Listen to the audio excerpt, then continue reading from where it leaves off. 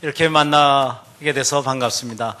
저도 딸이 둘 있는데 둘째 아이가 아직 대학교 4학년입니다. 근데 휴학하고 요즘 영어 공부한다고 잠깐 방학 직전에 나가 있던데요. 그거 아마 1학기 휴학을 하고 가 있던데 여러분들하고 비슷한 나이 아닌가 이렇게 생각이 됩니다. 그래서 각별히 제 딸이나 이렇게 아들은 없지만 아들하고 얘기하는 것 같고요. 반갑습니다. 오늘 제가 21세기 메가 트렌드와 지도자의 역할로 여러분하고 이렇게 제목은 잡았지만 얘기하다 보면 이 얘기 저 얘기 할 수 있을 것 같아요. 저는 현재 아까도 말씀하셨듯이 요한 킴머리 사장하면서 요한 양행과 요한 킴머리를 창립하신 유일한 박사님이 전 재산을 맡긴 몇 개 단체가 있습니다. 그 중에 하나가 이제 요한 자선재단이고 다른 하나가 요한 학원재단인데 요한 학원재단 이사장을 같이 하고 있어요. 그래서 거기에서 매년 한 3천여 명 이제 이 직장을 찾아서 나가게 하는 역할을 하고 있는데 여러분들처럼 이렇게 4년제 대학은 아니고요. 2년제 전문대학하고 기술 공업고등학교 이렇게 두 개를 가지고 있습니다. 그래서 늘 여러분들 비슷한 연배 학생들을 맨날 보고 있죠. 1년에 3,000명 이상씩 이렇게 저희 학교를 통해서 직장을 찾게 하니까는요. 오늘 이 21세기 메가 트렌드와 지도자의 역할을 하기 전에 전 여러분들의 꿈 얘기를 사실 듣고 싶어요. 저희 딸한테도 맨날 네 꿈은 뭐니 이렇게 얘기를 하는데 저희 회사에 이제 신입사원들이 들어오시면 대개 여러 가지 선발 절차를 거쳐서 이제 사람들이 들어오는데 물론 서류 전형도 하지만 같이 일할 사람들이 인터뷰를 합니다. 그리고 이제 앞으로 멘토 내지는 상사가 될 사람들이 또 같이 인터뷰를 하고 이런 지원부서에서 한번 인터뷰를 하고 그러고 이제 통과된 사람들끼리 모여서 한 3개월 이제 시보 비슷한 과정을 거쳐요. 그러고 난 다음에 이제 저 같은 사람한테 보여줍니다. 이런 분들이 우리 회사에 남겠습니다라고 본인들이 결심을 한 사람입니다. 그래서 이제 그 남게 되는 사람들한테 저희 현장까지 다 돌아보고 전국의 수많은 현장이나 필요하면 해외까지 나가본 사람들이 이제 자기 꿈을 밝히는 한 2-3시간짜리 세션이 있어요. 여러 사람이 같이 있으니까 시간이 오래 걸리죠. 제가 하는 일이라는 건 이제 그분들 꿈을 2시간이든 3시간이든 듣는 겁니다. 그래서 이제 다른 회사 가면은 사장이나 회장을 만나면 되게 이렇게 훈시를 듣거나 회사의 꿈 얘기를 먼저 들을 텐데 저희 회사 오면은 이제 자신의 꿈을 일단 발표하는 과정을 거쳐야 돼요. 물론 그 이전에도 여러 번 동료 될 사람들하고 했지만 이제 저희 앞에서 이제 하죠. 그러면 다 들어놓고 메모해놨다가 나중에 여러분들의 꿈을 우리 회사 내에서 또 지역사회에서 국가에서 이루어지도록 회사가 이 최선을 다하겠습니다. 그러면 일단 그게 입사식이 되는 거예요. 그렇게 하는데 사실은 오늘 여러분들하고 무슨 입사 관계를 얘기하는 건 아니지만 여러분들의 꿈을 듣고 싶어서 이 파워포인트 프레젠테이션은 2시간 내지 3시간짜리지만 좀 줄이고 여러분들과 질의응답을 이따 하려고 합니다. 여러분 이따 꿈 얘기를 하다 좀 나오겠지만 어떤 꿈을 꾸시고 어떤 사람으로 여러분들은 살아가실 거예요? 어떤 분으로 기억되고 싶습니까?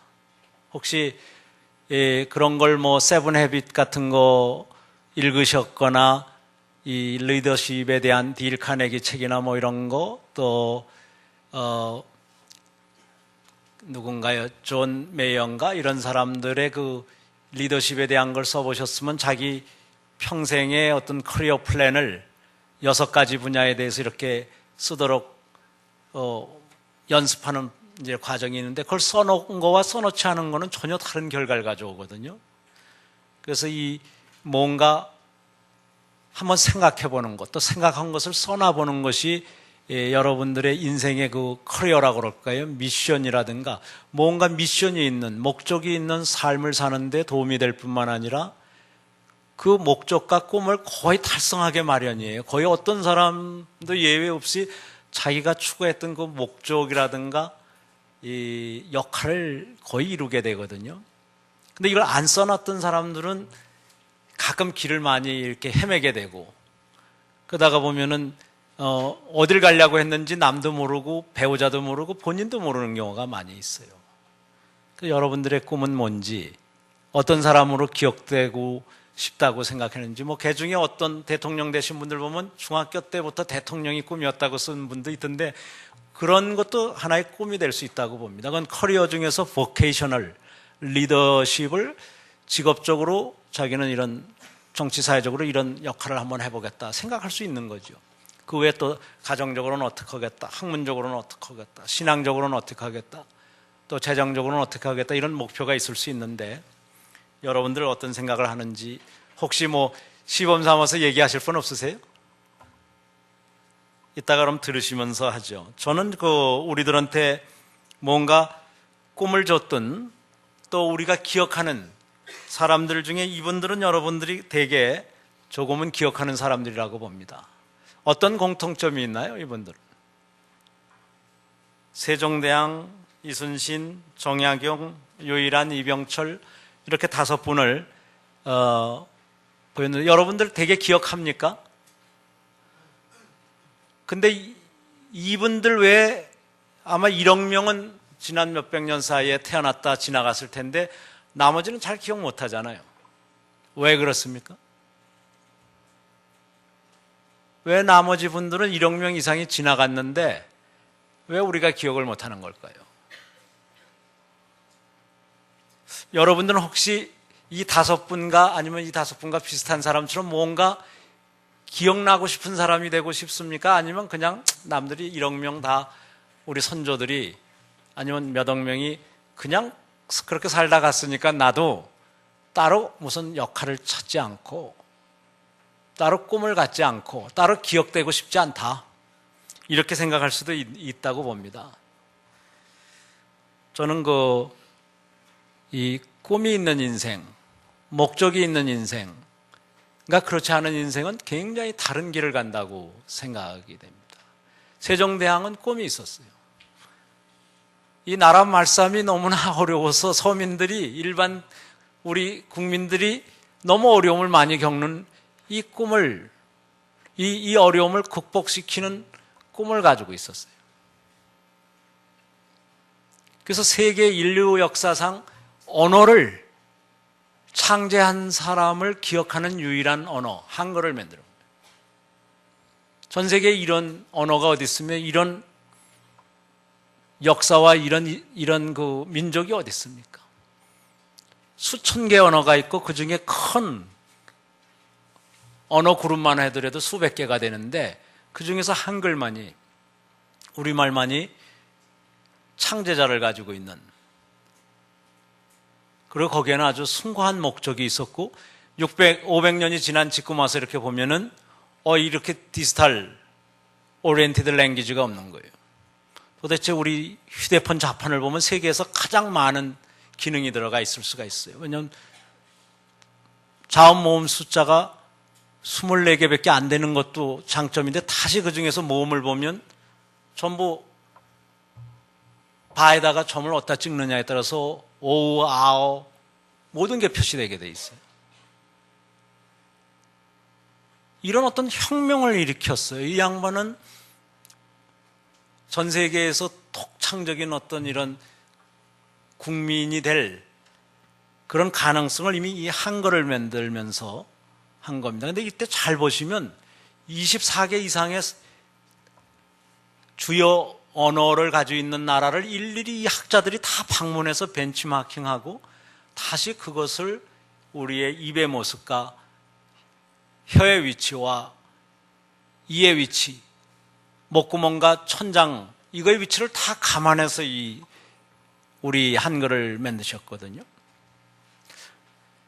이순신도 한번 보시면 왜 기억합니까? 퍼포스가 있었어요. 미션을 가지고 있었어요. 롤을 가지고 있었어요. 우리 국가를 외란으로부터 지키겠다는 생각을 이율곡과 함께 진작에 합니다. 하나는 문인으로서, 하나는 무인으로서 왜구가 큰 전쟁을 일으킬 것을 미리 내다봅니다. 그러면서 거북선과 같은 이런 그 병기를 만들어내고 민심을 모으고 해전술을 개발합니다. 세계에 아주 드문 해전술들을 개발하는데 이 거북선도 대단하지만 그 해전술, 하객진법이라든가 수많은 그 전술이라는 것은 세계가 지금도 정말 가장 천지인을 다 활용한 그런 이 혁명으로 이렇게 치고 있는데요. 혁신이라고 치고 있죠. 목적도 있었고 방법도 혁신적인 사람들이에요. 정약용 선생님 여기 봤더니 들어오다 보니까 이게 타산 경제관이더군요. 타산 경영관. 그런데 정약용 선생은 어떻습니까? 이 양반이 발명한 실학자기도 하지만 얼마나 발명한 것들이 많습니까? 이 기중기를 포함해서. 수원성. 수많은 것을 발명했기 때문에 단순히 이분이 저 유배 가서 산 지역의 이름을 타산이라고 붙여서 차가 많이 나는 이런 이 마을로 만들고 이래서 뿐만이 아니라 차 문화는 물론이지만 수많은 이 혁신을 이뤄냈고 그리고 민중을 살리고 국가를 부흥시킨, 물론 지방관리로서 주로 일했습니다만 굉장한 사람이었거든요. 마찬가지인 것 같습니다. 유일한 박사님도 우리나라 최초의 백만장자예요. 여러분보다 훨씬 어린 9살의 나이에 미국에 가서 23세 정도에 벌써 백만장자가 됐어요. 그 당시 만드는 식품회사 라초이가 아직도 유명한 식품회사로서 미국에 남아있어요. 그걸 다 팔아서 한국에 와서 만든 회사가 우리나라 최초의 현대적인 기업 유한양행, 그리고 유한킴벌리, 그러고도 나중에 종업원 지주제라든가 전문경영인재, 전사원 이 지주제, 무슨 또 최초의 상장, 주식 상장, 또 전재산 사회 기증. 그래서 오늘날의 유한자선재단과 유한학원재단, 연세학원재단이 유한양행의 3대 주주가 된 하나의 배경이죠. 이병철 회장께서도 우리나라의 큰 기업을 현재 연간 127조 원 가까이 올해 목표가 되는 거대한 기업을 일으킨 어떤 장본인이시죠. 우리나라의 어떤 수출이라는 산업을 크게 삼성물산이라든가 이런 걸 통해서 일으킨 그런 어떤 뭔가 국민들을 위해서 큰 일들을 한 사람들이고 과거에 없던 혁신을 이룬 그런 사람들입니다. 아마 여러분들이 이 21세기를 살아가면서 새로운 많은 이런 그 패러다임을 창출해야 되겠지만 영원히 변하지 않는 그런 원칙이 있다면 그것은 아마 이 purpose, 목적이 있는 삶을 살고 그리고 혁신이 항상 함께 따르는 그런 삶을 사는 거 아닌가 이런 생각을 합니다. 제가 여기저기서 리더십에 대한 그 이야기들을 듣습니다. 잭 웰치를 포함해서 칼리 피어리나 또 피터 드라카, 마이어, 수많은 사람들이 리더십 얘기를 합니다. 그런데 되게 이런 얘기들을 하는 것 같아요. 우선 비저너리 해야 된다. 남이 못 본 것을 볼 수 있는 능력이 있어야 되고 남이 못 본 것을 봤을 때 그것을 남한테 비주얼라이즈 할 수 있는 그런 능력을 가지고 있어요. 세종대왕께서 그런 비전을 가지고 있었어요. 이순신 장군께서 그런 비전을 가지고 있었던 겁니다.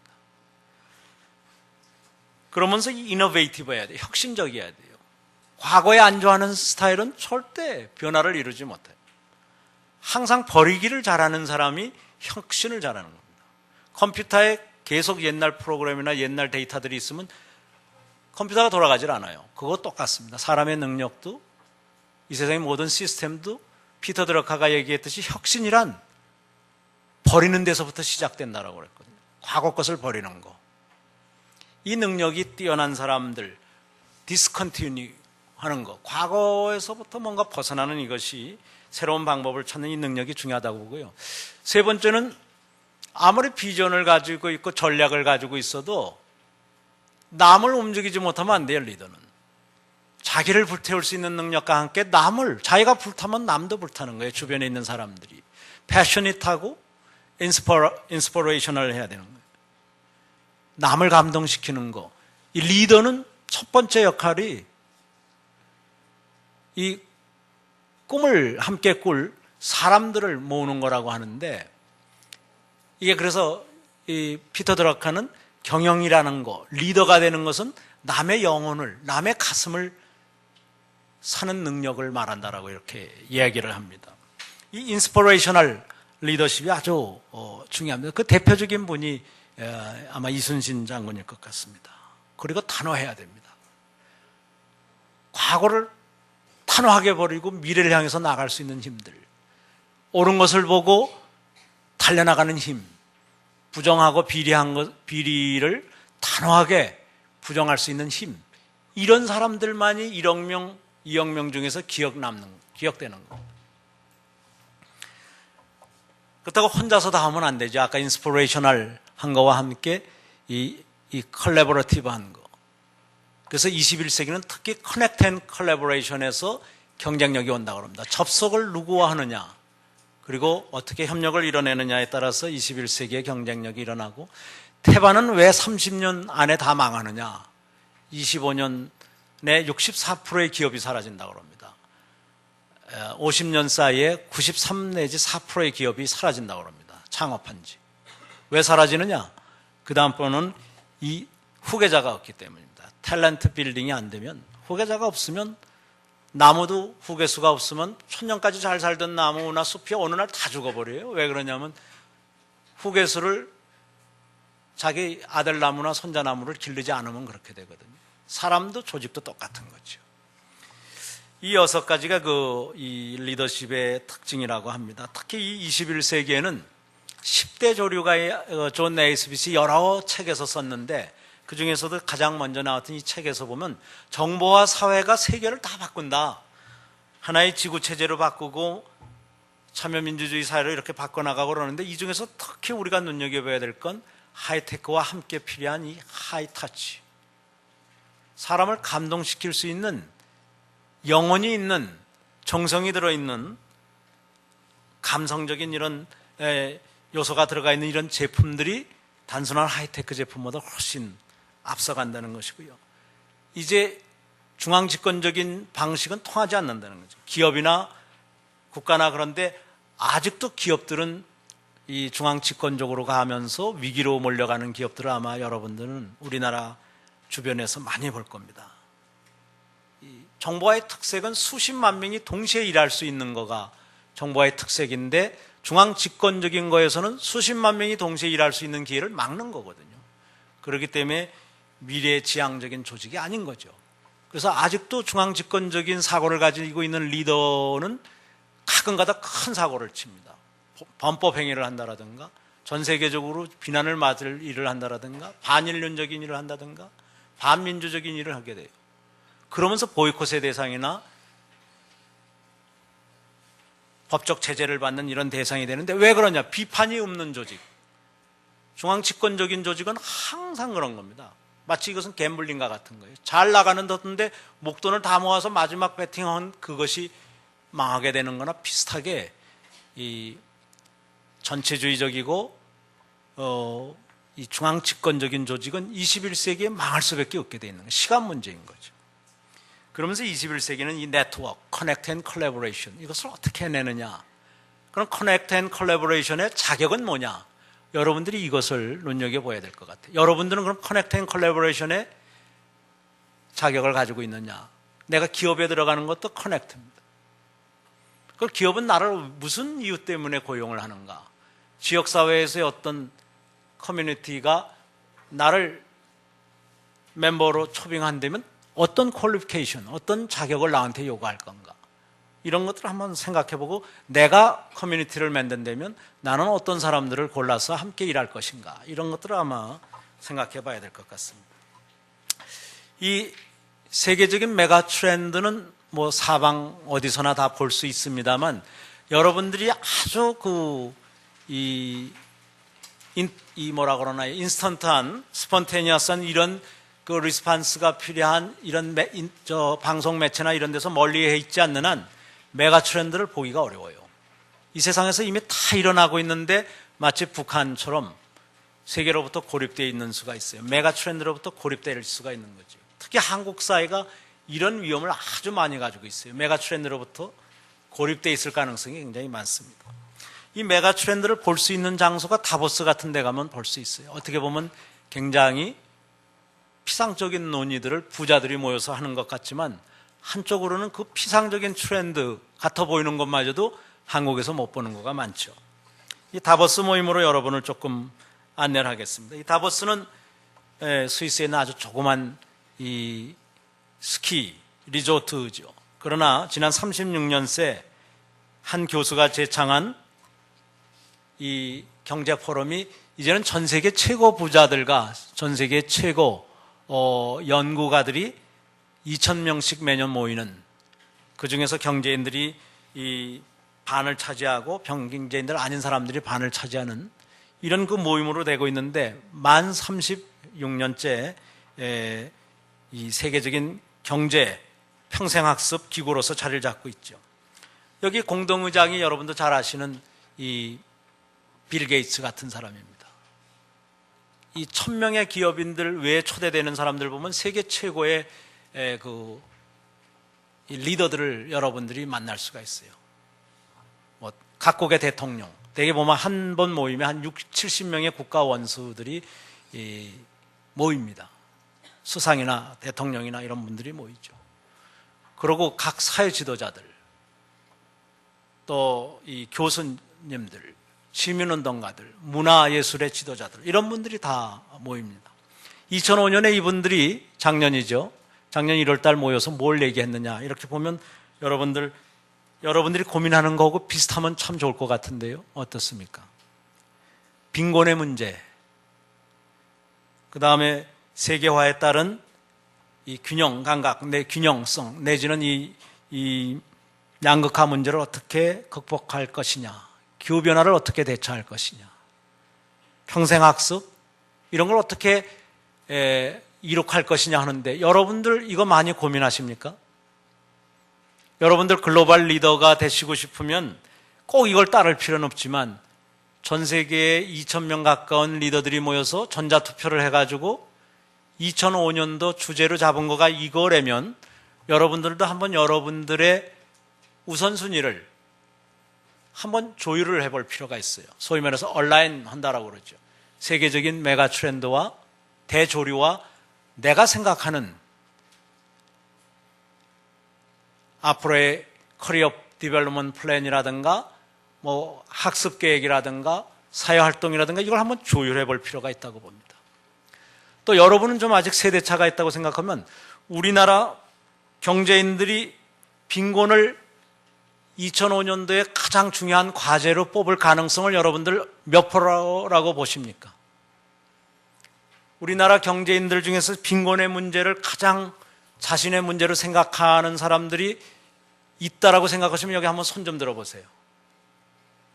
여러분들 부모님들 중에도 경제인들이 계실 텐데 여러분들이 아는 수많은 경제인들이 있는데 우리나라 경제인들은 왜 이렇게 다보스에서 모이는 사람하고 다르다고 여러분은 생각합니까? 왜 양극화를 이 사람들은 두 번째로 높은 자기네들의 책임이라고 생각하고 있습니까? 양극화를 극복하는 것은. 이게 학생 때부터 다른 거 아닐까요, 혹시? 여러분들이 어른이 되면 저절로 이런 사람들이 되는 게 아니고 어떻게 되면 대학 시절부터 다른 길을 가고 있는지 모릅니다. 아니면 그 이전에 중고등학교 때부터 집안에서 지역사회에서부터 우리는 다른 길을 가고 있는지 모릅니다. 여러분들, 나는 최소한 이렇게 생각했다 하는 사람이 있으면 여기 한번 손 들어보세요. 우리 한국의 지도자가 될 사람이라면 이것을 생각하겠다. 세계 지도자로서 참여하기 위해서도 그렇지만 세계 지도자가 되기 전에 우선 국내 지도자가 돼야 되지 않겠느냐. 그럼 한국에는 빈곤의 문제가 없습니까? 한국에는 양극화 문제가 없습니까? 한국에는 대기 오염이라든가 온난화의 문제가 없습니까? 문제는 똑같이 있거든요. 근데 이게 학교나 사회나 기업이나 심지어 국가마저도 이것을 이 시대의 가장 중요한 리더들의 사명으로 생각하지 않는 거죠. 그럼 2006년엔 무슨 고민들을 했는가 한번 보시죠. 2006년은 설날에 있어서 한국에서 몇 사람 오지 않았었습니다. 인도에서는 200명 가까이 왔는데 한국에서는 열댓 명 오셨는데 올해는 유난히 활동이 좀 부족한 한 해였습니다. 2006년의 토픽도 보시면 여러분들이 고민하시고 있는 토픽보다는 많이 다른 것 같아요. 물론 여러분들도 중국과 인도가 나에게 어떤 영향을 미칠까 아마 고민하는 분 있을 겁니다. 인도와 중국에 대해서 심각히 고민해 보신 분 한번 손 들어 보세요. 여기가 놀러 가는 장소, 관광 장소는 아니잖아요. 관광 장소도 될 수 있지만 여러분들의 미래와 아주 밀접한 관계가 있는 나라인데 난 정말 중국과 인도에 대해서 많이 연구하고 있다라고 하는 분 손 한번 들어보세요. 여러분, 중국에 어떤 대변화가 있는지, 인도에 어떤 대변화가 있는지, 그 나라가 우리나라에 어떤 영향을 줄는지, 경제적으로, 문화적으로, 정치적으로, 상하에 대해서는 인구적으로, 인구사회적으로 어떤 영향을 줄는지 여러분, 아니면 이미 일어나고 있는 것을 여러분이 아셔야 된다고 봅니다. 이 두 번째 토픽은 급변하는 세계의 경제 지형이 나머지 사회 지형, 정치 외교 지형에는 어떤 역할을 하고 있는가, 이런 것을 이해하자는 거가 두 번째 과제였고요. 세 번째 과제는 그렇다면 각계의 지도층이 어떤 의식구조의 대변화가 있어야 되겠고 태도의 변화가 있어야 되겠는가, 그것이 과제였습니다. 그러면서 21세기의 청년들은 일자리를 못 갖고 중년을 맞이하는 사람도 많을 것이다. 어떻게 이 21세기에 선진국가들, 또 일본과 한국까지 포함한 이런 선진국가들이 일자리를 뺏기는 것 못지않게 새로운 일자리를 만들 것이냐, 이것이 굉장히 중요한 과제다라고 했습니다. 여러분, 새로운 일자리가 저절로 생깁니까? 우리가 옛날에 틀 그대로 있으면 옛날에 그 일자리들이 자꾸 비정규직으로 바뀐다라든가 제3국 근로자로 바뀌는 거는 있어도 일자리가 늘어나진 않습니다. 오히려 자동화라든가 정보화에 의해서 줄죠. 그래서 제레미 리프킨 같은 사람은 노동의 종말이라는 책을 썼습니다. 여러분, 시간 나시면 한번 읽어보세요. 그것이 약간 과장됐다는 얘기는 있을지 모르지만 메가 트렌드를 잘 보여주고 있습니다. 여러분과 다 밀접한 얘기가 다보스에서 일어나고 있는 거예요. 근데 다보스만 그러냐 그러면 세계의 주요한 이런 모임에서 일어나는데 그 중에서 가장 큰 모임이 다보스죠. 물론 UN 같은 기구도 있습니다만 UN은 조금 정치적인 또 국제 질서 이런 쪽에 더 약간 비중이 높다고 봐야 되겠죠. 이 2006년도 그래서 세계 지도자들이 주력해야 될 일을 이렇게 꼽았습니다. 교육에 대한 투자, 지구촌 시민으로서의 리더십을 발휘하도록 뭔가 이 제도적으로, 문화적으로 바뀌어야 되겠다, 이런 것을 그 이야기를 했고요.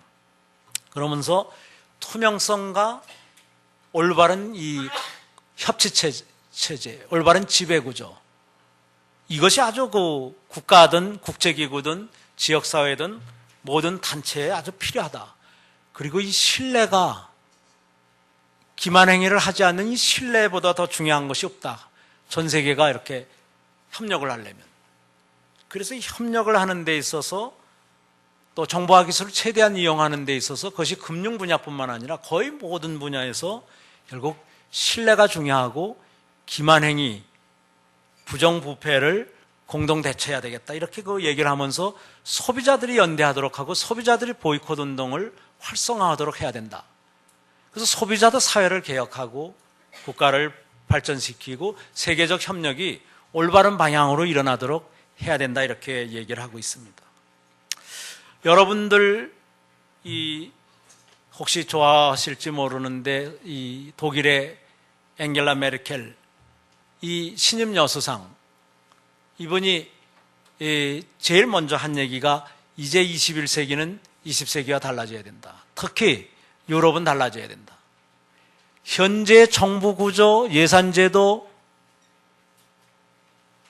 조세제도, 복지제도를 바꾸지 않고는 단절시키지 않는 한 새로운 유럽의 미래는 없고 선진국의 미래는 없다. 이렇게 얘기를 합니다.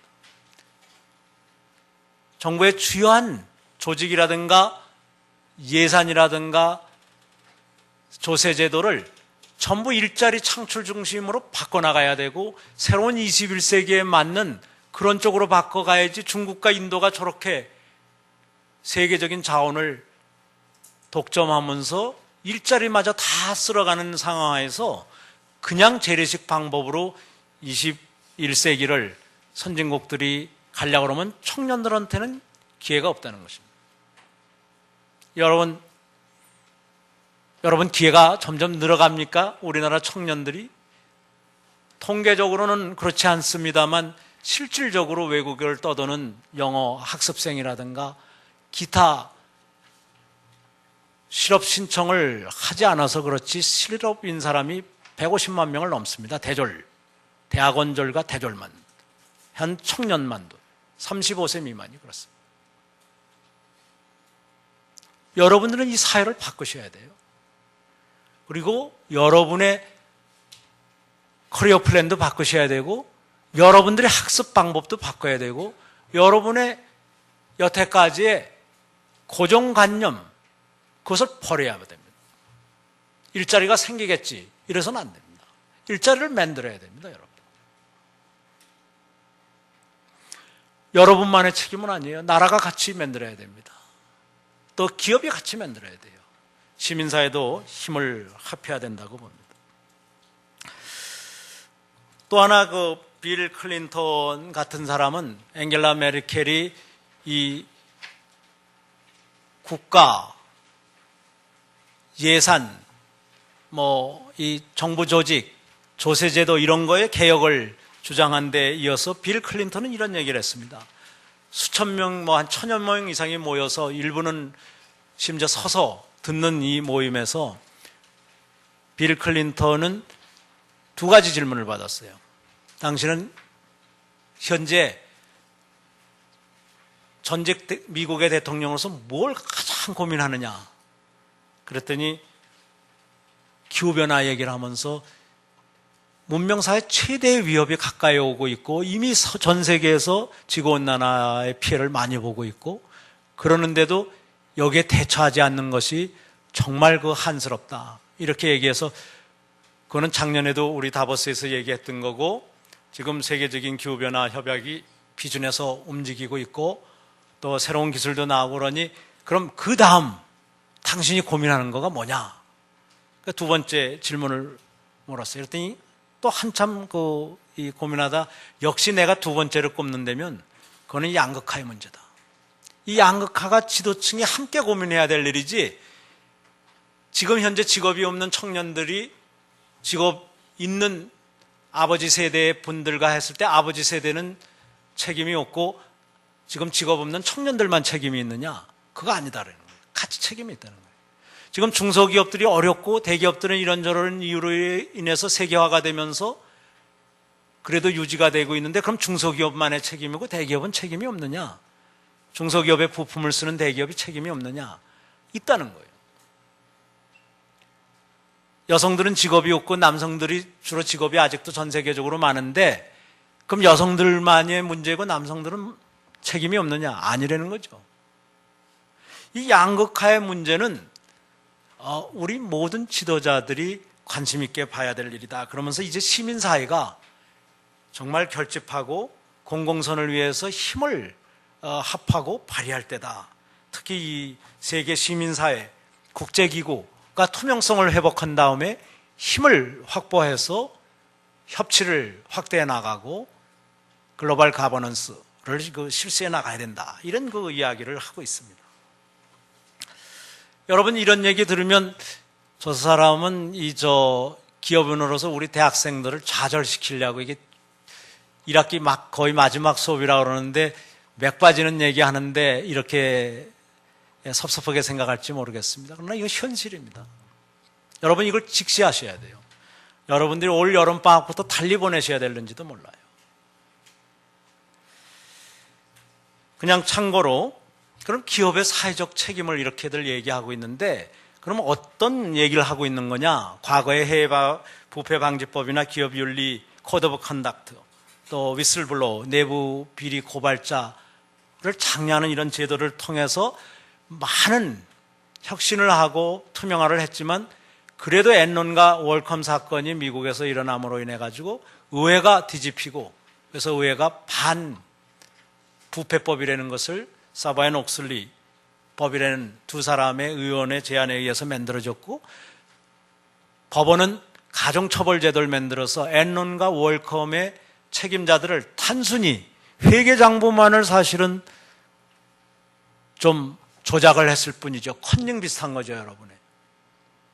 그렇다고 돈을 빼돌린 거는 사실상 우리나라 기업하고는 비교도 안 되게 돈을 빼돌린 건 없습니다. 그런데도 종신형을 받았거나 26년형을 3년에 걸친 재판 끝에 받았거든요. 이것이 21세기의 메가 트렌드입니다. 이것이 21세기의 우리 전 세계 시민들이 생각하는 기준인 겁니다. 이 기준을 맞춰달라는 겁니다.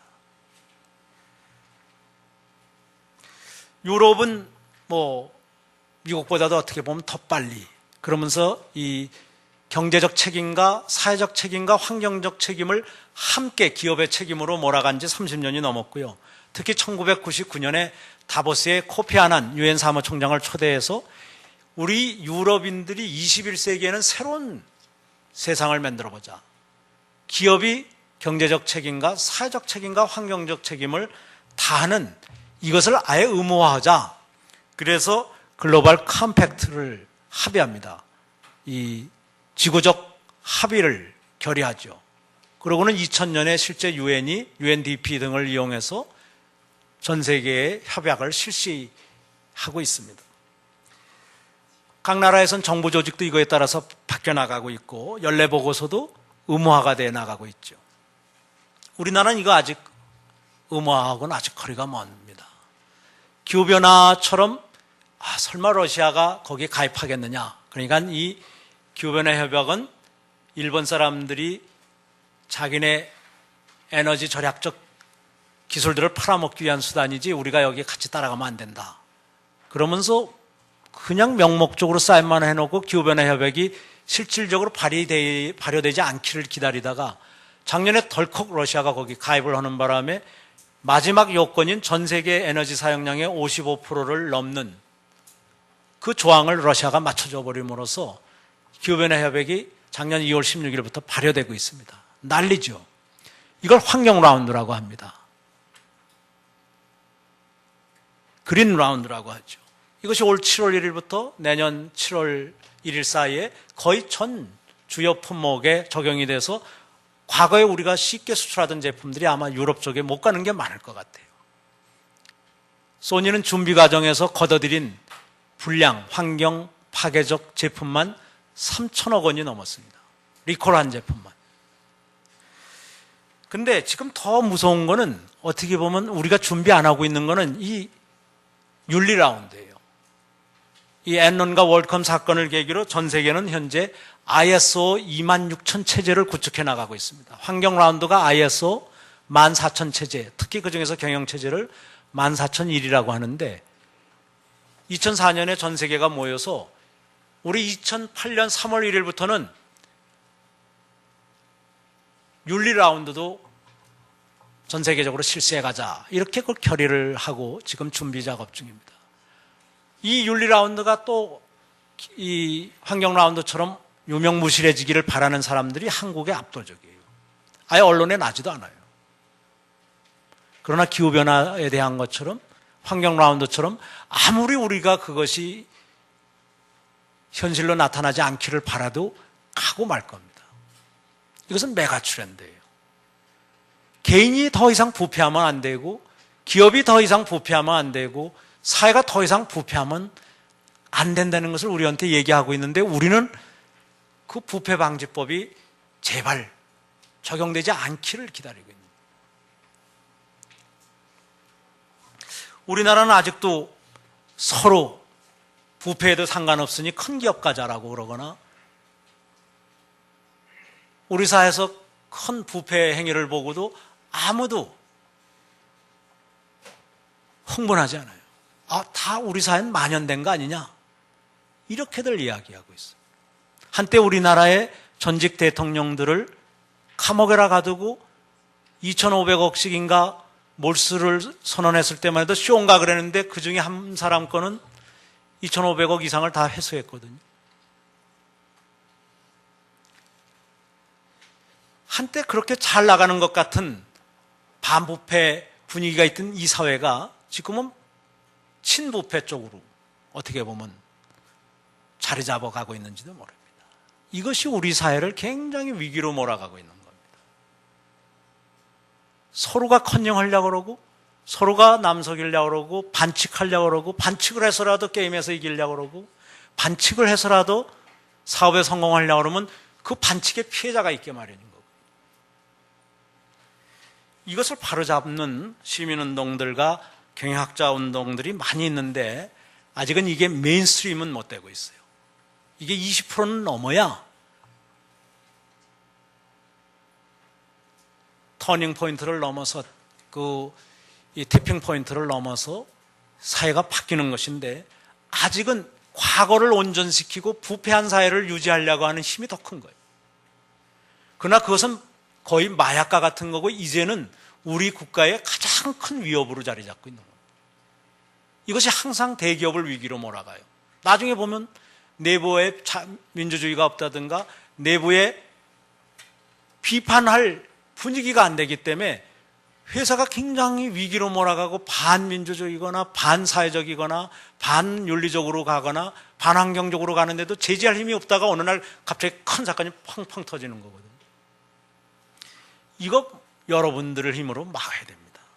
여러분들이 미래를 생각한다면 막아야 됩니다.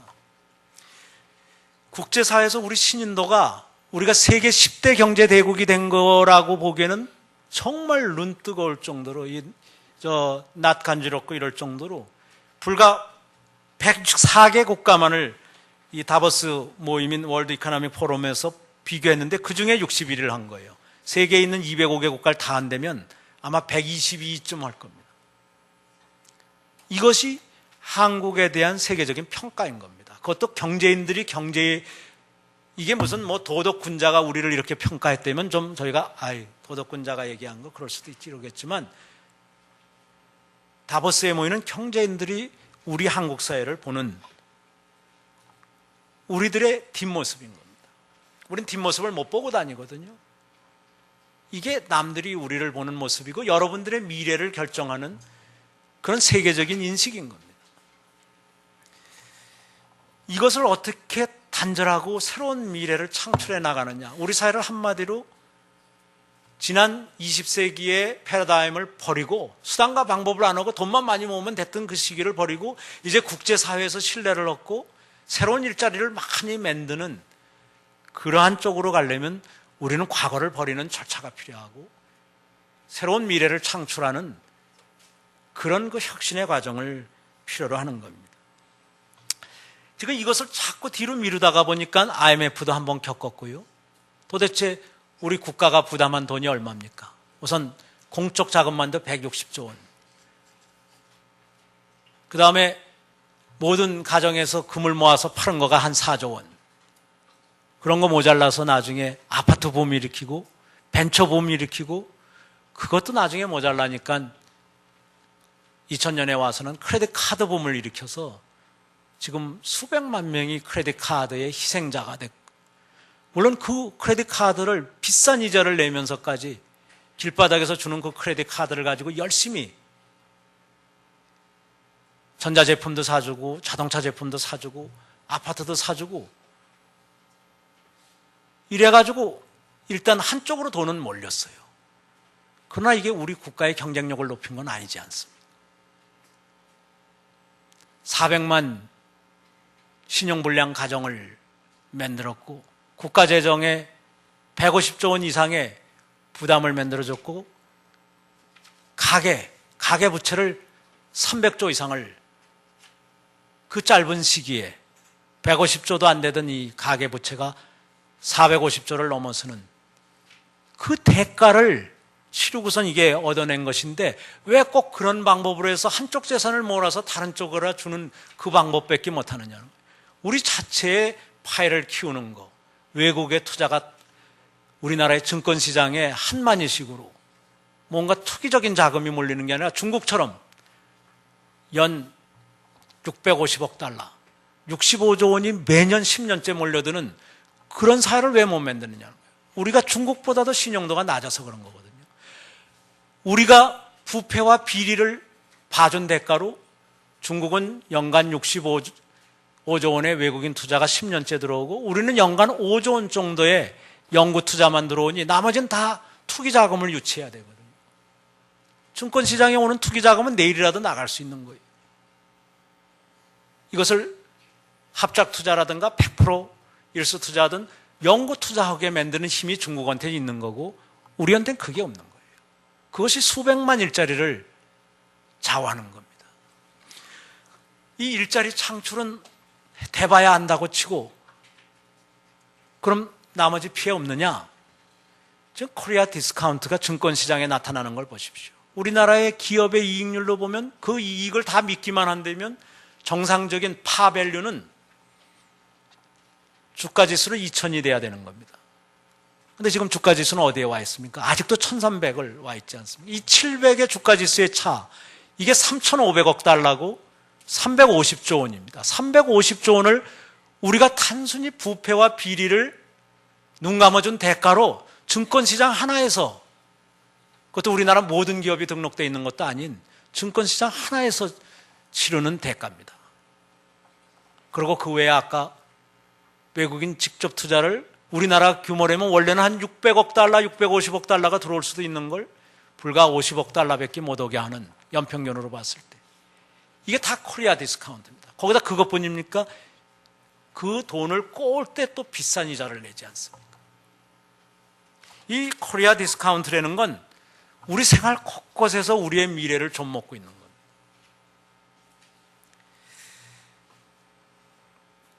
짐 콜린즈는 일찍이 왜 태반의 기업은 25년을 못 넘어서 64%의 기업이 사라져 나가고 50년 정도면 93, 4%가 사라져 가는가? 그럼 나머지 장수하는 기업은 도대체 어떤 유전자를 가지고 있는가? 이런 거를 궁금해 했습니다. 물론 이런 연구를 하신 분들은 많아요. 그러나 그 짐 콜린즈의 책에서 일부 다운되면 이 사람은 이 Good to Great이라는 책도 쓰고 아주 지금 미국에서 가장 잘 팔리는 책과 컨설팅을 하는 그런 분이죠. 이 짐 콜린즈는 이런 얘기를 했습니다. 세계에서 가장 성공하고 장수하는 이런 기업들을 보면, 또 앞으로도 장수하리라고 예상되는 기업들을 보면 하나같이 more than profit. 뭐가 있겠습니까? more than profit 다음에 purpose를 가지고 있는 기업, public cause를 가지고 있고 public mission을 가지고 있고 purpose가 있는 목적 지향적인 기업이고 사회의 발전과 그 기업이 궤를 같이 하는 기업들이지 사익을 위해서 공익을 훼손하던 기업들이 50년을 넘어서 100년을 산 예가 없다라고 얘기합니다. 그것은 개인도 마찬가지다. 아까 이순신이나 세종대왕이나 정약용이나 한결같이 퍼포스 드리븐 된, 미션 오리엔티드 된 그런 삶을 살아갔던 사람들입니다. 이 사람들의 상징은 성실이, 이 사람들의 트레이드마크는 하나같이 인테그리티입니다. 이 인테그리티가 인티그레이션을 불러와요. 아까 아무리 비전이 있고 아무리 이노베이티브해도 성실하지 않으면 남이 믿질 않아요. 저 사람은 나치와 같이 전 세계를 제패하려고 하면서 수단과 방법을 가리지 않을 사람들이다. 또 우리가 일부 싫어하는 일부 나라 사람들 보면 굉장히 이노베이티브하지만 비인간적이거나 주변 국가를 괴롭히거나 이런 경우가 있는데, 이 성실이야말로 협력의 중심에 있고 리더십을 어떤 법적인 리더십이 아니라 영향력 측면에서의 인플루엔셜 리더십을 갖다주는 진정한 이 정체성을 인정받는 그것은 성실이거든요. 그래서 이 성공하는 기업이나 사회나 개인은 하나같이 성실을 바탕으로 하고 있더라. 그러면서 그 소셜 리스폰시빌리티를 다하는 그러는 개인과 기업이다. 이렇게 얘기를 하고요. 두 번째는 아까 이순신 장군이나 세종대왕처럼 끊임없이 공부하는 사람이고 끊임없이 공부를 통해서 과거를 버리고 새로운 지식과 기술을 가지고 새로운 소셜 디자인, 새로운 가버멘털 디자인, 새로운 워크 디자인, 끊임없이 디자인을 바꾸고 혁신하는 사람들. 이 라이프롱 러닝 그리고 knowledge based innovation, 이것만이 지난 수백 년을 통해서 또 앞으로도 결국 리더십을 갖다 줄 그런 근거가 된다는 것이죠. 그리고 세 번째 특성은, 여기에서는 손에다가 머리만 더한 사람은 자칫하면 엄청난 파괴적인 행위를 기업이나 사회나 전 세계에 미칠 수 있다. 대표적인 데가 나치 같은 데죠. 세계 최고의 발명들을 많이 했지만 결국 그것을 옳은 데 못 쓰고 사람을 학살한다든가 자기네들의 평창주의를 실천하는 데 하다가 결국은 제3제국을 멸망시키게 하는데, 또 일본도 비슷한 그런 역할을 했죠. 뭐가 필요한 것이냐? 핸드 앤 헤드 외에 하트를, 3H라고 합니다. 그래서 이 하트를 살 수 있는, 소울을 살 수 있는, 영혼이 있는 기업들. 우리나라 보면 안철수 연구소가 우리나라의 대표적인 영혼이 있는 기업이라고 합니다. 이 영혼이 있는 기업은 아무리 크든 작든 사람들이 존경하고 사랑한다는 거예요. 영혼이 있지 않은 기업은 아무리 위대해 보여도 실제는 무서움의 상대일 뿐이지 존경하지 않는다는 겁니다. 사랑하지 않는다는 겁니다. 그러고 언제고 제3제국처럼 망할 수 있다는 것이죠. 이 모든 구성원들이 주인이 되게 하는 것, 그 주인이 가능하게 하는 투명성과 이런 분권화가 되어 있는 것, 그래서 모든 주인이 앙트레프레너십을 가지고 있는 혁신적 기업가가 되게 하는 것, 그것이 결국은 이 성공하는 요인이더라. 소수가 수만 명, 수십만 명, 수천만 명 이런 것을 끌고 가던 조직은 항상 내부 비판이 부족해가지고 나중에 잘못된 결정을 내리고 그것이 몰락으로 이뤄간다. 이렇게 이야기를 합니다. 잭 웰치를 2001년에 은퇴하던 그 해에 찾아뵀었습니다. GE에 갔더니 GE의 성공 요인을 이야기하는데, 자기는 기술적인 요인은 나중 문제였다. 자기는 40세까지는 머리가 좋은 사람을 찾아 헤맸지만은 이 사람들이 일으키는 거대한 외부 불경제, 사회 파괴, 환경 파괴를 보고는 집안에서 나는 이익이 아무리 많아도 집 바깥에 남한테 그거보다 몇 배 큰 피해를 일으켰다면 그 사회를 위해서 나쁜 짓을 한 것이기 때문에 경제적 성과는 무의미하다. 즉 인터널 이코노미가 익스터널 디스 이코노미보다 작다면 말도 안 된다는 것이죠. 그것은 마피아들이 하는 일이라는 것이죠. 남의 것을 빼앗아서 내 것으로 넣는 것이죠. 환경 파괴는 쉽게 이해가 갈 겁니다. 내가 여기서 물건을 생산하고 대기 오염을 시켰는데 우리 회사가 1조 원의 이익을 냈지만 국가가 10조 원의 대기 오염 처리 비용을 내게 된다면 그거는 국가적으로 옳지 않은 거, 사회 발전에 역행한다는 것입니다. 환경 발전, 환경 보호에 역행한다는 것이죠. 마찬가지로 사회 쪽에서도 내가 원가를 1조 원을 절약을 했지만 사람을 줄이고 평생학습을 없애고 이래가지고 그것을 통해서 우리나라 작년 통계 보면 14조 원의 직장 내 사고가 3만 명이 나서 3만 명이 죽고 9만 5천 명이 다치면서 14조 원의 경제적 피해까지 일으켰다고 그러는데 이 14조 원의 경제적 피해만 하더라도 기업이 부담해야 된다는 거예요. 나라가 부담할 일이 아니라는 거예요. 그런 것들이 다 이 잭 웰치는 EHS 퍼포먼스에서 얘기를 합니다. 기업은 어떤 조직이나 기업이나 할 거 없이 ethically, 윤리적으로, environmentally, 그리고 health and safety wise integrity를 가지고 있어야 된다. 이렇게 얘기합니다. 윤리적으로, 환경적으로, 그리고 보건, 안전 측면에서 완벽하지 않은 기업은 사회에 해를 끼치는 것이다. 이렇게 그 규정을 하면서 법이라는 것은 최소한의 기준이지 법을 지킨다고 해가지고서는 기술적 수준이 계속 더 잘할 수도 있는데 또 가정을 보호하고 사회를 보호할 수 있는데 그것을 유기하는 그런 책임을 유기하는 것은 결국 반사회적이고 반환경적인 행위다. 이렇게 그 얘기를 합니다.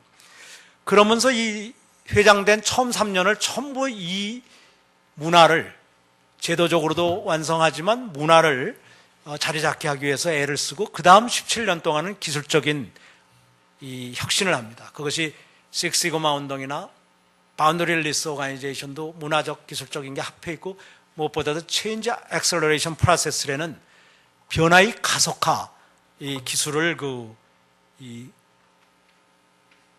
지혜의 핵심 역량으로 확보하게 됩니다. 근데 그 바닥에는 이 윤리적 건전성과 완벽성을 먼저 추구한 거죠. 그래서 안전한 직장이 가장 생산성이 높고 사고가 안 나는 직장이 가장 원가가 낮더라. 그리고 환경 배출물을 안 내는 그런 기업이 가장 이 효과적이고 효율적인 그런 자원 관리를 하기 때문에 성공할 수밖에 없다. 이것을 전 사원들의 전자 출입증에다 새겨 가지고 다니게 한 겁니다. 이걸 20년을 실시한 겁니다. 이 칼리 피오리나가 고별 강연을 한국에 하러 왔었어요. 이 사람이 2004년 10월 달에 한 달 후면 아마 은퇴를 할 걸 본인도 대충 알았을 텐데 일단 고별 방안을 해가지고 한국 사람에 대한 칭찬을 엄청나게 하면서 자기는 한국민을 가장 존경한다. 지난 35년 사이에 이렇게 큰 경제적 성장을 한 국가가 어디 있느냐. 이거 피터 드러커가 그 책에서 한 얘기입니다. 그걸 그대로 그 칼리 피오리나가 얘기를 합니다. 그래서 저 양반이 참 책을 열심히 읽었구나. 피터 드러커가 친한국 그 대표적인 경영학자고 그 다음에 많은 그 한국민에 대한 기대를 이야기하는데 칼리 피오리나가 그 얘기를 하는가 보다 그러는데 거기서 한 걸음 더 나가서 이런 얘기를 합니다. 21세기의 경쟁력은 급변하는 기술 변혁기에 있기 때문에 누가 이 새로운 그 변혁기에 잘 대처하느냐에 딸렸다 이렇게 하면서 그 세 가지 C가 필요하다고 얘기합니다. 그 첫 번째 C는 누가 커넥트와 컬래버레이션을 잘하느냐, 누가 접속 상대를 잘 골라내고 접속을 실제 이뤄내고 그 다음에 협력을 이뤄내느냐, 커넥트 앤 컬래버레이션에 딸렸다 이렇게 얘기합니다. 그래서 두 번째는 커넥터 앤 컬래버레이션은 아무거나 하는 게 아니라는 거가 중요하다. 이 부분이 한국이 특히 그 관심을 가져야 될 거다 하면서 크레딧 카드 아무한테나 주지 않지 않느냐. 우리들의 휴대폰 전화번호라든가 인터넷 주소를 아무한테나 주지 않지 않습니까? 비교적 아는 사람들한테 주죠. 자기의 가장 소중한 것일수록 예민한 것일수록 남한테 안 주고 아는 사람들한테만 줍니다. 그 아는 사람들이 어떤 사람입니까? 믿는 사람이거든요. 그래서 21세기의 경쟁력은 믿게 만들고 믿었기 때문에 접속되고 협력의 대상이 되는 것이다. 그럼 이 믿는 게 어떤 걸 믿게 만들어야 되느냐? 첫째는 역량을 믿게 만들어야 된다. 기술적 역량이 있어야 된다는 겁니다. capability가. 그러나 다른 하나는 더 어쩌면 중요한 것은 캐릭터라는 겁니다. 품격이 있는 기업이어야 되고 품격이 있는 사회여야 되고 품격이 있는 사람이어야 돼서 그 사람은 정말 믿어도 되겠다. 이럴 때 협력의 대상이 되고 신입사원이 되는 것이지, 영어를 아주 잘하지만 굉장히 대인관계가 나쁘게 됐다라든가 공익을 중요시 여기지 않을 가능성이 있다라든가 협력을 잘 못한다고 그런다면 아무리 영어를 잘해도 아니면 아무리 천재적인 특허를 많이 대학원 다니면서 이미 만들었다 하더라도 협력의 대상은 안 된다는 겁니다. 윤리적 신뢰가 기술적 신뢰 못지않게 중요하고 어쩌면 더 중요하다. 그래서 이 윤리적 신뢰와 기술적 신뢰, 이것이 접속과 협력의 기준이 되는 것이고, 이것을 확보한 사람, 확보한 기업, 확보한 사회만이 21세기의 선도자가 될 거다. 이렇게 그 얘기를 했습니다. 피터 드러커는 그 60년이 넘는 우리나라, 아니 전 세계 현대 경영학의 창시자자, 60년이 넘는 경영 컨설팅 활동이나 교수 활동을 통해서 95세에 돌아갈 때까지 많은 책을 썼습니다. 그래서 미국인으로서 드물게 자유 메달도 받고, 우리 한국에서도 그 추모 모임이 이 지난 3일 동안, 오늘까지 4일 동안 한국에서 열렸었는데, 이분이 한 책에 보면, 쓴 책에 보면 이런 게 있습니다. 사회 리더들의 책임, 특히 경영자의 책임은 경영자는 사회적 신념과 응집력, 통합성을 훼손하지 않으면서 기업을 운영할 책임이 있다. 진실로 공익에 속하는 것은 그것이 무엇이든지 간에 기업 그 자체에게도 이익이 되도록 만들어야지, 이때 공익을 포기하는 것은 경영자의 그 도리가 아니다. 경영자가 사회적 책임을 못하는 것이다. 이렇게 얘기를 하면서 공공의 이익 추구가 기업의 사적 이익으로도 귀결하도록, 공공의 이익과 사적 이익이 충돌할 때 내가 커닝을 하고 싶을 때 커닝을 하지 않을 수 있는 능력, 반칙을 하지 않고 기업 운영을 할 수 있는 능력, 비리와 부패를 저지르지 않고 기업과 사회와 국가를 운영할 수 있는 그 능력이 국가 경영자든 기업 경영자든 사회 경영자든 심지어 여러분들 학생 시절에 여러분 자신을 경영할 때 필요한 거다는 겁니다. 어떻게 보면 같은 성과가 나오도록 초기에는 나한테 불리해 보이더라도 사익을 희생하면서 공익 쪽에, 공공의 질서 쪽에 관심을 가질 때, 그러면서 그 공간을, 그 갭을 창조적인 방법으로 메꿀 때 그때 지도자의 역량이 개발되는 것이고, 그 사람들이 나중에 진정한 창조적인 지도자가 되고 존경받는 지도자, 존경받는 기업이 된다는 것입니다. 그래서 우리나라 기업 얘기를 하면 이게 얼뜻 보면 재무적 성과는 좋지만 주식시장에서의 평가는 대개 12~13배 선에 와 있어요. 이게 20배가 돼야 되는 거거든요. 자기가 내는 이익이 20배 정도 돼야 이자율 5%하고 맞먹는 겁니다. 이게 안 되는, 불신을 당하는 이유, 코리아 디스카운트를 받는 이유를 빨리 바로잡아야 되고, 그 중에 대표적인 게 환경에 무관심하고 기후변화 협약이 무효화되기만을 기다리다가 보니까 한쪽으로 더 이 일본은 교토 프로토콜이라는 것도 만들어서 세계적인 환경 선진국가로서, 지도국가로서도 인정받았지만 1리터의 기름 갖고 30km를 가는 하이브리드 차 프리우스를 만들었어요. 좋은 조건 하에서는 무려 37km 가는 것을 입증해 보였습니다. 1리터의 기름으로. 여러분들이 타시는 차는 아마 다 10km에서 13, 14km 가면 아마 많이 갈 겁니다. 1리터 가지고. 여러분들 환경을 생각해서나 경제를 생각해서나 결국은 도요타의 프리우스를 타게 될 겁니다. 시간 문제입니다. 이것은 사회적인 이슈도 마찬가지입니다. 우리가 이 부패 문제와 비리 문제에 관대한 것이 오늘날 3,500억 달러 가까운 디스카운트를 증권시장 하나에서만 일으킬 뿐만 아니라 연구 투자가 우리나라에선 중국의 13분의 1 정도밖에 안 들어오는 아주 조그마한 나라를 만들어 버렸어요. 그리고 수많은 우리들의 국제 활동에 항상 낙인이 찍히는 이런 걸 만드는 겁니다. 이걸 바로잡아야 되는 겁니다.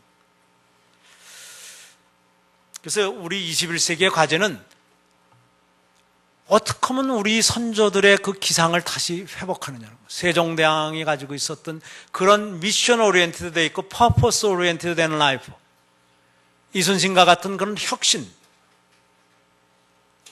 혁신을 공익을 위해서 쓰는 그 능력들, 이런 것들을 확보하느냐 하는 것 같아요. 그래서 고신뢰 사회를 구축하고 그리고 지식 기반 기술 혁신 체제를 우리가 우리 대학 시절부터 그리고 학교에서, 기업에서, 지역사회에서, 지방정부와 국가기관에서 바로 잡아야 된다고 합니다.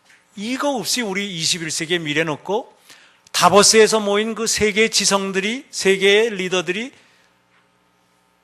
청년 실업을 이야기하고 21세기에 필요한 새로운 미래형 일자리를 우리도 논의할 수가 있는 겁니다. 지금은 일자리 줄이는 것이 마치 위대한 경영자들인처럼 얘기하고 위대한 지도자인처럼 하는데 그것이 재산을 한쪽으로 몰아가는 과정에 불과한 것이지 가치 창조는 아니거든요. 사회에 엄청난 소위 말하는 외부 불경제를 일으키고 있는 겁니다. 우리나라 대기업이 240만 가까이 고용하던 대기업이 지난 10년 사이에 150만 명밖에 고용을 안 하고 있어요. 저희 회사까지 포함해서죠. 얼마나 불행한 일입니까? 그렇게 수많은 국가적, 사회적 지원을 받으면서 대기업이 일자리를 240만에서 150만 정도로 90만 가까이나 줄인다면 가장 사회적 책임을 다하는 것이냐. 중소기업은 2천만 명을 고용하고 있습니다. 그러나 여러분들이 중소기업에 대한 사랑은 어떻습니까? 아마 중소기업 마음에 안 드실 거예요. 최소한 요한 킴머리 수준은 돼야지 나는 중소기업에 관심 없어. 2천만 명을 고용하고 2천만 명이 물건을 사주고 2천만 명이 세금을 내고 하는데 우리부터도 거의 관심이 없는 거예요. 그 알량하게 한 240만 고용하고 있던 온갖 우리나라의 자원을 다 몰아가던 그 대기업들이 이제 고용을 150만까지로 줄였는데도 아직도 우리는 뭔가 거기에 환상을 가지고 있는 거예요. 이걸 바꿔야 됩니다. 국가의 자원이 중소기업들을 활성화하고 일자리를 많이 만들고 중소기업이 한때 중소기업이었던 삼성이 한때 중소기업이었던 요한이 세계적인 기업이 됐듯이 중소기업을 세계적인 기업으로 만들어 나가고 이 2천만 명이 3천만 명이 되도록 우리는 만들어 나가야 되는 겁니다. 옛날엔 대기업을 도와주면 교육인적자원부가, 정보통신부가, 산업자원부가, 과학기술부가, 재경부가 대기업을 도와주면 대기업이 우리나라가 생산한 중소기업 제품을 해외 수출해주는 창고를 가지고 있음으로써 국가가 일부러 만들었던 종합 무역 상사 기능이죠. 이걸 통해서 같이 발전하는 거였지만 오늘날 환율이 일본 기업들한테 유리해지고 중국이 괜찮은 부품들을 만들면서 우리나라 대기업과 중소기업의 연결고리는 이미 끊어져 간 지 많이 된 거예요. 그럼 이렇게 바뀐 상황에 따라서 일자리 창출 쪽으로 국가 예산이 직접 가도록 해야지 계속 사람을 줄이는 쪽에라 국가의 재원을 투입하는 것은 여러분들의 미래를 정말 암울하게 하는 것입니다. 이 지속 가능한 사회를 만드는 것, 지속 가능한 경영을 하는 것, 이것이 필요하고 거기에는 이 지식 경영과 영혼이 있는 경영, 이것이 아주 중요하다는 말씀을 드리면서 결국 21세기의 리더들은 아까 6개의 리더십, 비저너리 해야 되는 거, 이노베이티브 해야 되는 거, 인스피레이셔널 해야 되는 거, 디사이시브 해야 되는 거, 컬래버러티브 해야 되는 거, 탤런트 빌딩하는 이런 것을 실질적으로 말로만 얘기하지 않고 자기가 속한 단체나 정부기구나 기업이나 대학에서 실천해야만 되는 거예요. 그러면서 진정 남을 감시하거나 이러는 것이 아니라 자기 스스로 가장 환경에 관심을 많이 가지고 차원절약적 설계를 만들어 나가고 조직을 만들어 나가고 문화를 만들어가는 사람들, 그리고 윤리에 있어서 성실성에 있어서 가장 반칙을 안 하고 비리에 물들지 않고 부패하지 않고 정정당당한 투명한 경영을 하는 이런 사람들이 21세기에 직장에 나와야 되고 사회 지도자가 되고 국가의 지도자가 돼야 된다고. 그리고 무엇보다도 평생 학습을 통해서 끊임없이 학습하는 국가가 돼야 되는데, 우리나라는 대학이나 대학원만 나오면 그 다음부터 기업에 들어가면 평생 학습은 사실상 사라집니다. 우리나라의 국가 교육 예산 중에서 평생 학습에 쓰는 건 2%밖에 안 돼요.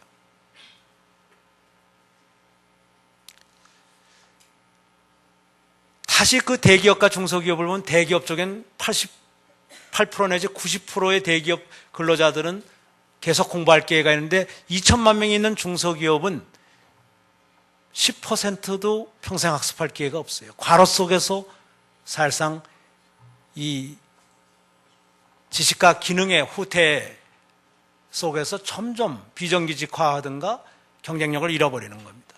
이걸 막는 국가적인 노력이 있어야 대학생들이 중소기업에 가려고 그러고 중소기업에 가서 혁신 역량을 가지고 중견기업을 만들고 세계적인 대기업을 만들 수 있는 거라고 봅니다. 그래서 결국 이 모든 것을 바꾸려면 한쪽으로는 대학생들이 여러분들의 커리어 플랜을 지금부터 바꿔야 돼요. 그리고 한쪽으로는 사회 지도층 보러 아버지, 아저씨, 우리를 위해서라도 사회를 바꿔주세요.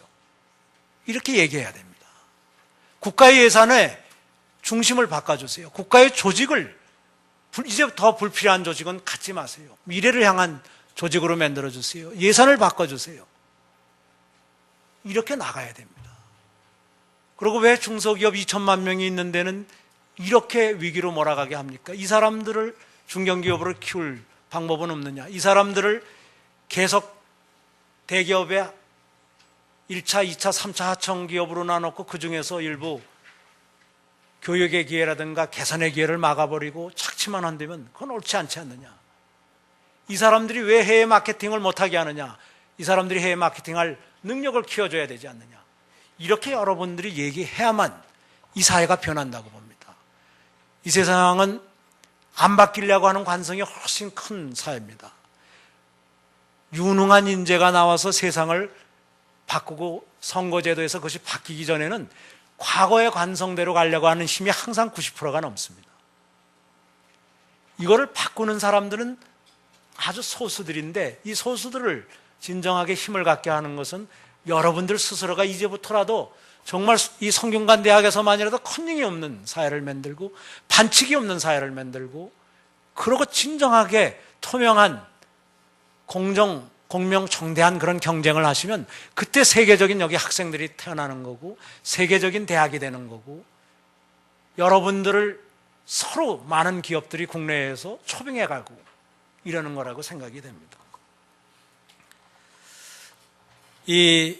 여러분들 여기까지 여러분들에 대한 책임만을 자꾸 얘기하고 우리나라 또 이 사회적 책임의 중요성 이런 걸 얘기했는데요.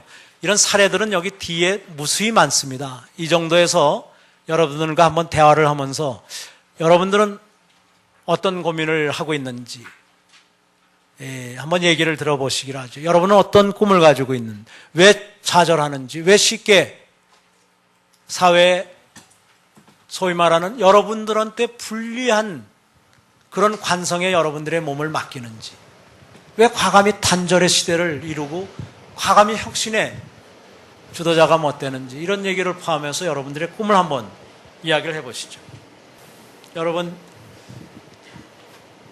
저도 그 대학 시절을 거치고 대학원 시절을 거치고 많은 세월을 거쳤지만 사실 그 컨닝을 안 해본다는 거가 쉽지 않을 것 같지만 저는 제 기억에 평생에 한 번도 컨닝을 해본 적이 없습니다.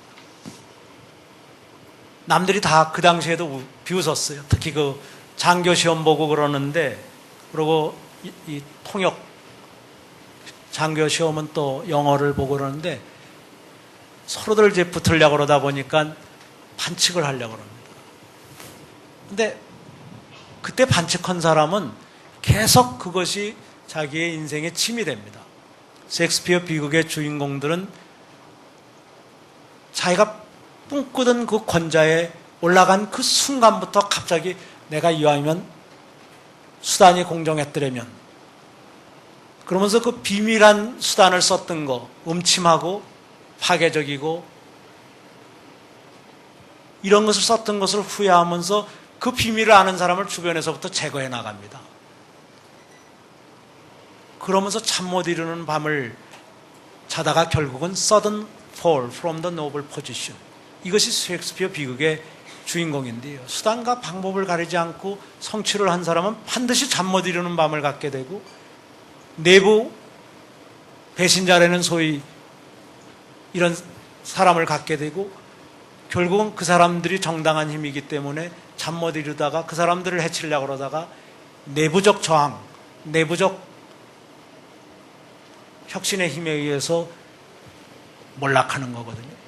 그래서 이번 학기부터 여러분 한번 시험을 해보시죠. 한번 성적 C학점 나오면 어떻습니까? 여러분들한테 중요한 건 혁신 역량, 진정한 경쟁력을 여러분 몸에 갖춰가지고 대학을 나가는 거고, 평생 공부하는 습관, 평생 선의에 경쟁하는 습관, 이것처럼 중요한 힘은 없는 거예요. 그러면 그 우리 신입사원 뽑는 얘기를 좀 할까요? 아까도 얘기 드렸듯이, 절차가 되게 세 단계가 있어요. 일단 같이 일할 사람들, 그 다음에 상사가 되거나 멘토들이 될 가능성이 있는 타부서 장들이 될 사람들, 그리고 인사부서 사람들이 되게 이렇게 스크리닝 작업에 참여를 합니다. 그러면서 주로 얘기들을 듣죠. 근데 물론 학교 성적이 너무 들쑥날쑥한 사람들은 안 좋아합니다. 왜냐하면 막 D학점을 막 깔았다든가 이러면은 그러면 이 사람은 정서가 불안정하거나 아니면 무슨 큰 사건이 있었던 걸로 생각해서 싫어하는 건 사실이에요. 그냥 굉장히 학교 생활에서부터도 굉장히 성실성을 잡고, 이 성적표에서 성적도 중요히 보지만 그 4학년으로 가면서 점점 좋아지느냐 나빠지느냐 이런 걸 많이 봐요. 대개는 좋아지잖아요. 성적을 후하게 줘서도 그렇지만 1, 2학년 때보다 3, 4학년 때가 훨씬 좋으냐 이런 것들 많이 보고요. 그냥 성실성을 참 성적표에서도 보려고 그러고, 자기소개서 쓴 거에서도 굉장히 많이 보고, 그 다음에 발표하는 그런 속에서도 많이 보고요. 그렇다고 영어 실력이나 이런 걸 전혀 감안 안 하냐면 영어 실력을 많이 감안해요. 왜냐하면 어차피 오늘날의 미래 잡은 한국 바깥에서도 활동할 수 있는 능력이 필요하기 때문에 모빌리티가 중요해요. 플렉서빌리티하고. 그래서 성실한 거 외에 유연성이 있어서 평생 학습을 좋아해야 되지만, 특히 해외에 가서 근무할 수 있는 영어를 잘하는 사람이 있으면 좋아요. 그래서 옛날 우리가 입사할 때만 해도 그렇게 영어가 중요하지 않았는데, 요즘은 영어 잘하는 사람과 중국어 잘하는 사람한테 가산점을 줘요. 특히 아까 중국에서 만났을 때는 우리 간부들 한 20명이 있는데 불과 2, 3년 만에 나간 사람들이죠. 만일에 이 사람들이 영어를 못했다면 나갈 수 있겠는가? 저는 존 네이스빗이 얘기한 동북아 시대가 온다, 특히 한국과 중국의 시대가 온다, 그럴 때 FTA가 논의가 되든 말든 나는 중국에 관심을 가져야 되겠다. 그래서 한 10년 전부터 우리 중국어 MBA 반을 따로 만들어서 주말마다 그 외국어 대학 중국어과 사람들이라든가 정경련의 중국어 반을 끌어다가 중국어 MBA를 했던 것이, 나중에 영어는 기본이 되고 중국어를 좀 알면서 중국 문화와 중국 경제를 아니까 20명이 진출할 수 있었던 거거든요. 그래서 전 준비만 하시면 잘 되고, 특히 영어에 관심 많이 갖고 영어를 정복하시고 난 다음에는 중국어를 하시면 일자리는 무지무지 많고 우리 회사에서 아마 뽑으시라고 보고요. 다만 숫자가 작은 기업이다 보니까 들어오면 나갈 걱정은 안 하셔도 돼. 나가려면 사유서를 많이 쓰고 못 나가게 하니까. 그런데 들어오시는 숫자가 적어요. 왜냐면 이제 대기업 같으면 나가는 숫자가 들어오는 숫자보다 많기 때문에 계속 사람을 많이 뽑는데 우리 같으면 같은 대기업이지만 나가는 숫자는 0.2%가 안 돼요. 이직률이. 다른 기업이 대개 10% 내지 20%의 이직률을 가지고 있는데 그래서 5년 내지 7, 8년마다 전원이 바뀌는 그런 효과가 있는데 우리는 0.2%도 안 돼요. 이직률이. 그러니까 뽑는 게 다 순증입니다. 그러다 보니까 연간 한 20, 30명 뽑는데 앞으로는 이 중국에 진출했기 때문에 뭐 50명, 100명으로 늘어나겠죠. 그래도 뭐 여기 계시는 분이 이미 200명은 넘을 것 같으니까 보장하는 방법은 없고요. 여러분들이 정말 종심소욕 분류구처럼 진정한 자유인이 돼서 여러분들이 신뢰의 상징이 되고 여러분들 마음먹은 대로 활동하는 것이 하나도 법에 어긋남이 없고 성실의 상징이고 그리고 일부 이 좋은 이런 트렌드를 가져서 이 사람이 열심히 공부하는구나 이런 모습이 성실하구나 이런 모습이 학업에서도 보이고 그리고 영어를 잘하면 저희 회사에 들어오실 수 있는 확률은 아주 높다고 봅니다. 경쟁이 뭐 대개 수백 대 1에서부터 1000대 1까지 가지만 그래도 그 50명, 100명 안에 들 가능성이 있다고 봅니다. 여러분들 누구 질문 없으세요? 그러면 여러분 건강하시고요. 여러분 제가 대학 시절에 여러분들의 미래가 결정된다고 얘기해서 너무 부담 갖는지 모르지만 혹시 실수하면 고치시면 돼요.